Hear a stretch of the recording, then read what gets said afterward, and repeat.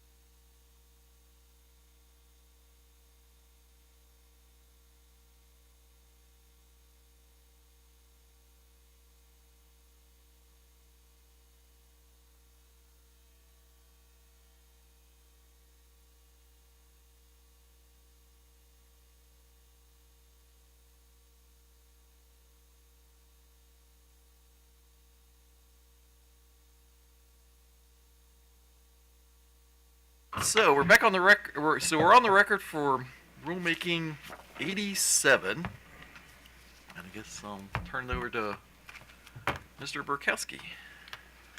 Okay, thank you. Well, good afternoon, Chair Hoover and Commissioners. I'm John Borkowski, and I'm the leader of the PC44 Interconnection Work Group. During its 2024 session, the Maryland General Assembly enacted the DRIVE Act.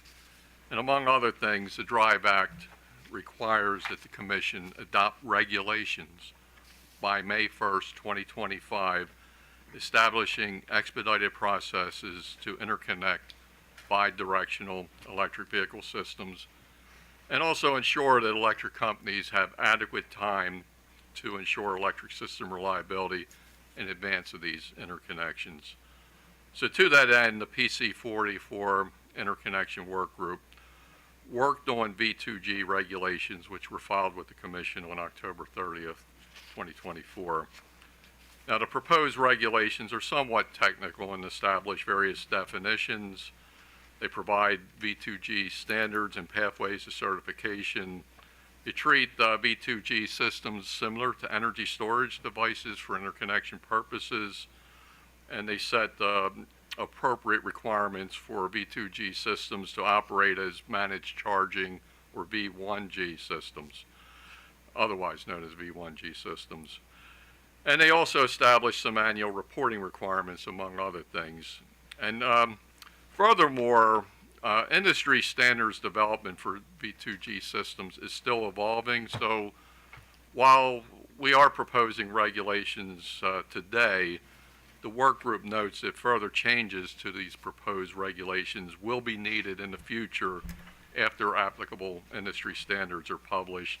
Particularly, we're waiting for the Underwriters Lab 1741 Supplement C for AC V2G systems.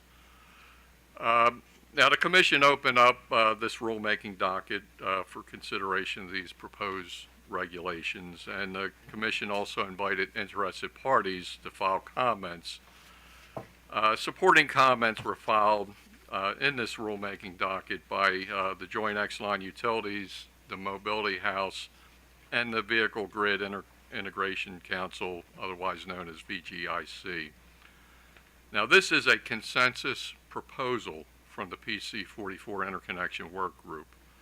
And since consensus proposals are very rare, at least in my experience, I'd be remiss without thanking the many work group members involved in drafting these regulations for their collaboration.